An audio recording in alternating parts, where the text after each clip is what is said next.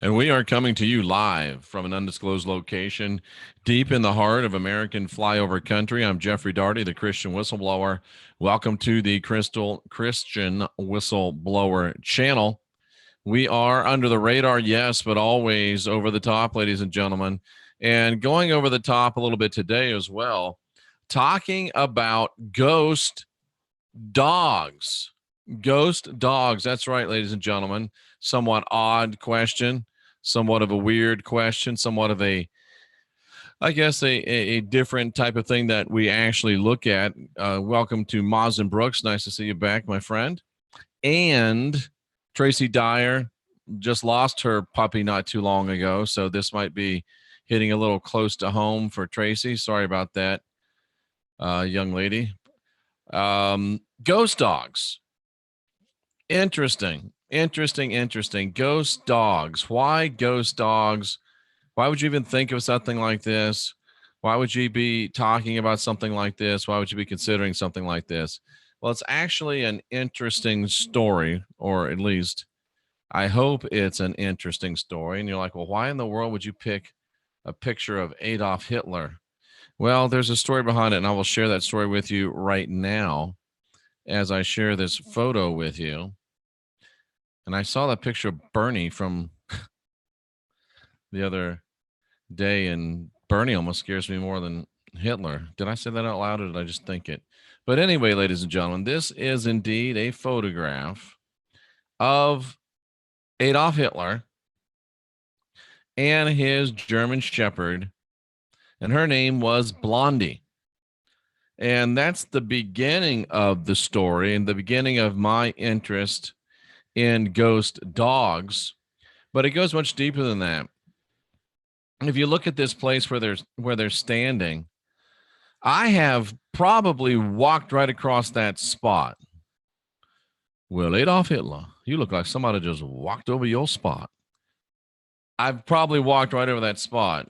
Of 3 consecutive years, I spent 7 days at this very place. It's in Berchtesgaden, Germany. It is used to be. It was a place that was totally redeveloped. It was basically Hitler's Mar-a-Lago, or Mar-a-Lago, however you say that. It was Hitler's summer retreat. And I went down there 3 years in a row. I was in the Assemblies of God, and we had a big meeting down there. And this is huge, beautiful mountains. Hit the infamous Eagle's Nest is there. I've been to that. And I've stayed, almost a month of my life was spent at this very place where Hitler is, and where Hitler spent lots and lots and lots of time. And that's interesting because the third year I went down there, Kenny Buckport kind of place, somewhere between Kenny Buckport and Mar-a-Lago, because was kind of a resorty thing. And the last year I went down there, well, each of the years I went down there, we had tours of the secret underground bunkers and private areas of Adolf Hitler. And the third year I was down there, my buddy and I, they let us go down there alone. And we were down there, by ourselves. And this is probably 50 feet deep into this mountaintop from the surface, 50 feet down. And we're walking along, and we hear those weirdest little, like how you call a dog, that kind of a thing. And we heard this whistling, and we heard this Blondie, Blondie. And then we heard the barking and what sounded like a dog running on the cement down there. So I didn't know at the time that Adolf Hitler had a dog. And I didn't know at the time that Adolf Hitler had a dog named, wait for it, Blondie. So we're down in the bowels, literally, of this place, 50 feet, 5 stories down underneath into this mountaintop. And the Führer's private hallways and rooms and domains. And we hear a voice that had to have been Hitler's calling out for Blondie, and come to find out, here's a picture of Blondie right here. Here's a picture of Blondie right here. So that's my interest in ghost dogs. I have heard a ghost dog called. I've heard the voice of Adolf Hitler, which is rather odd. And I've heard the voice of Blondie, and I've heard Blondie running, which is wild, ladies and gentlemen. Now, I wasn't who I am now then. I wasn't even a preacher yet. It was in my pre-preacher days. I was just a little baby evangelist wannabe. But I come to find out that I'm not the only person that's had these type of experiences, ladies and gentlemen. In my crack research, I found out, and I went this to dogtime.com, and it says, do you believe in ghost dogs? Well, I do now. And this is a whole article about ghost dogs. Remember the guy on the Brady Bunch? He's seen a ghost dog. Some say that your pet dogs will come back to you from beyond to make sure you're okay and to let you know that they're still watching over you. I don't know if that's true or not. That can be a great comfort, especially if your pet has been taken from you suddenly while you're still grieving. Then usually, after your ghost pet visits you, they move on to their next life and they're not seen again. So says Mary Crosby, published here in dogtime.com. Find your wag. That's kind of clever. So she says they might come back, say goodbye, let you know everything's cool, and then you don't see them again. But then they talk about don't pet ghost dogs that you don't know. Very, very interesting. So they're saying there's a difference between them. Your dog, if your dog comes back, they mean you no harm. They're friendly with you. Everything's okay. Now, if you're at a graveyard or you're in another location and you see a dog that's not your dog, and they differentiate this, and it's very, someone must have some spiritual understanding, because they say now other ghost dogs, who we might more accurately call apparitions, show up at certain landmarks frequently throughout time to people they know and to people they don't know. They become part of the landscape that, or they can't give up their favorite chair. At the Holly Hotel in Holly, Michigan, there is an apparition of Leona, the rat terrier. She runs up and down the halls and barks. Wow. But be careful, because not all ghost dogs are man's best friend.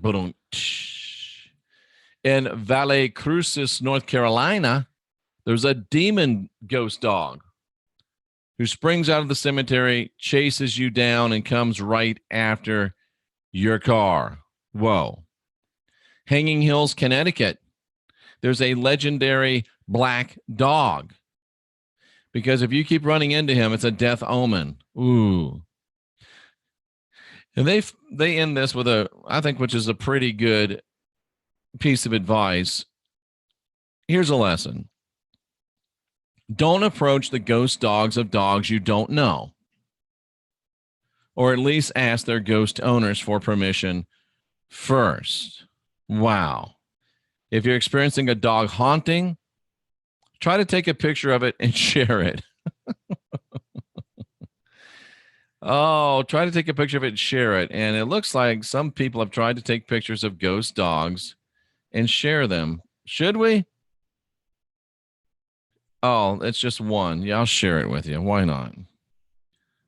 I will share it with you if I can figure out how to make it larger. Well, we're just going to have to live with this size right here, but it's still pretty interesting. Watch this. These ladies took a picture of a ghost dog. Look at that. You can tell the kind of dog it is right there, because the dog's not there. How interesting is that? This photograph was taken in 1916. Ladies and gentlemen, by a Scotland Yard photographer. A ghost canine and some ladies having tea. Look at that dog. It's very, very plain. This dog right here. That is really, really cool. It is, ladies and gentlemen, a ghost canine.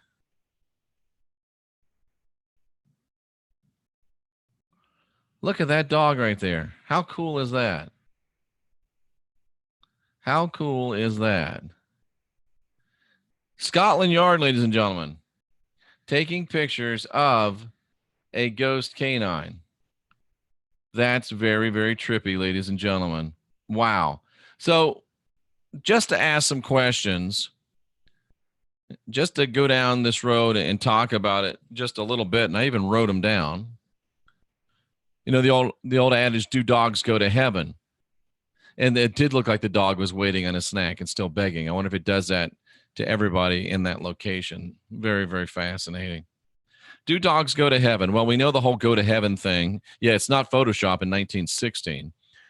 We know that the go to heaven thing is silly. So the question really is, does animal energy persist beyond the grave?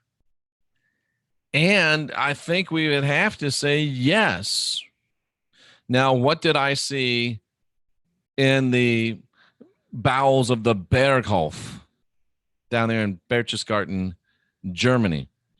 I didn't see anything, to be frank with you. I heard. Did I just hear residual energetic emanations? Did I phase at least auditorily into another timeline? I don't know. And are ghost dogs balanced? Would I have had to worry about Blondie attacking me? Would I have had to worry about Hitler attacking me? Very, very interesting. And what exactly are we living in, ladies and gentlemen? Are we living in a linear timescape, or are we living in a time and a place and an existence where all of time is here simultaneously at the same time? If we could change our frequency, our resonance, could we go to any time, any place right here, right now? Does all time exist concurrently?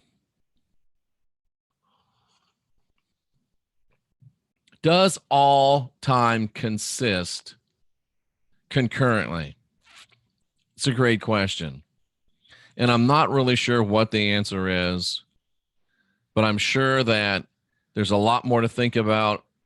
I'm sure that there's a lot more going on than what we think, what we feel, and certainly what we believe. As we go to the chat room,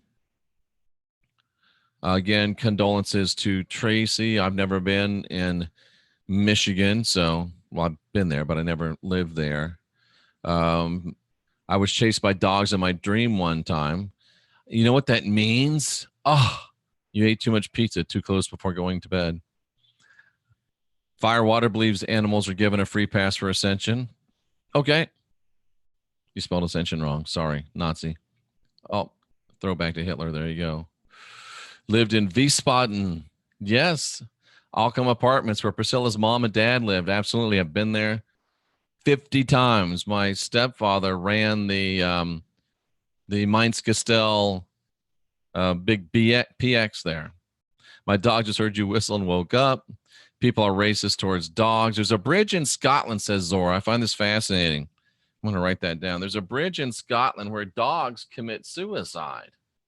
Dogs just go and jump over this bridge. Dog suicide, Scotland. That bears some investigating right there. Thank you for sharing that, Zora. I've had many dreams about the dog after they die, says Imram. Love the furry family members. Donna Bell's had a run-in with ghosts. My boy's Aunt Carolina died suddenly. I'm haunted in many ways by that. Was Carolina a dog? Just never had that one. Just never had one that involved a dog. And if I do, I hope it's friendly. So Donna Hall has had run-ins with ghosts, no dogs. Yeah, we all hope it's friendly. Absolutely. Obviously, it wasn't Photoshop back there in 1916. Shadow dogs, shadow people, shadow earth. Very interesting.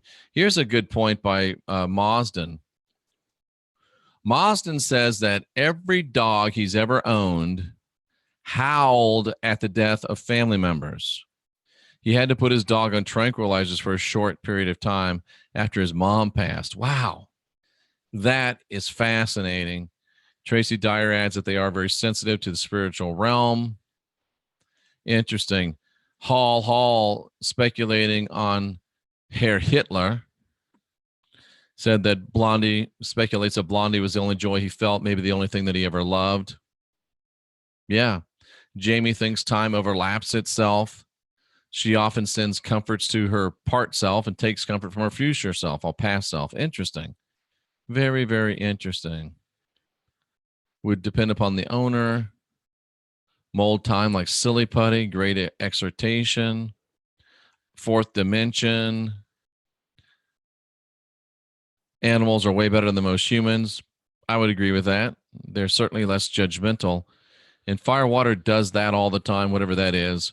We'll leave to your speculation, ladies and gentlemen. So I waxed a little political this morning, and some people got a little bit upset with that. Well, folks, it's the real world, and we're trying to make a real difference. And if we're going to make a real difference in the real world, I think that we need to be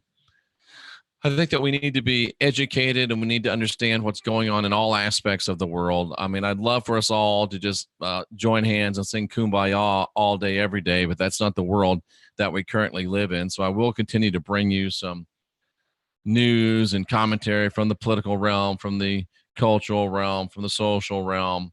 And of course, we're never going to leave the main thing, which is the spiritual realm. That's what we're talking about doing. Thank you, Jamie. She says politics are relevant to the truth of this channel. Keep it coming. Tracy says knowledge is empowering. Ghost Lubish says, I felt the feeling of a dog jumping up on the bed after my dog passed. No other animals in the house. Yep. I can certainly understand that. Dogs are, oh my. We're good, Delaney.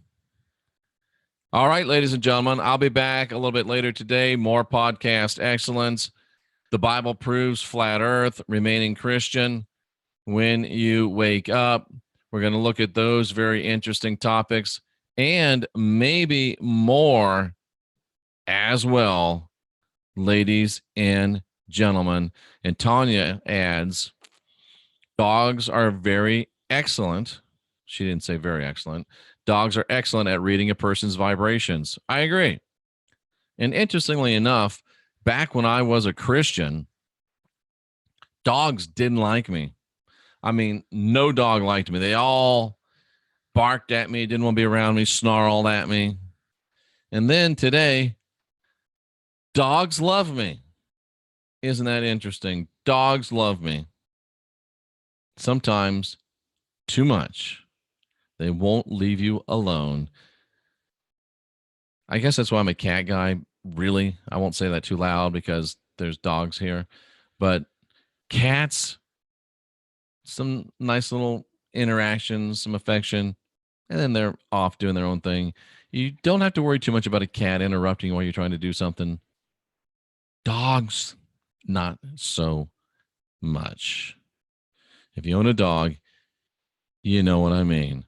I'm Jeffrey Daugherty, the Christian whistleblower. We need to communicate across all lines of society, says Marsden, so we can compare our existence. We'll probably find we're more alike than we think. I'm certain of that, Marsden. 100%.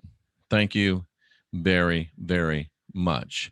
I'm Jeffrey Daugherty, the Christian whistleblower, hopefully helping you to guide your own spirit, master your own ascension, and be your own guru. We are the last generation of real humans, ladies and gentlemen. It is essential that we keep asking questions and keep questioning answers. And I think that's essential that individually and collectively, we do what we have to do. Because only you can unindoctrinate yourself.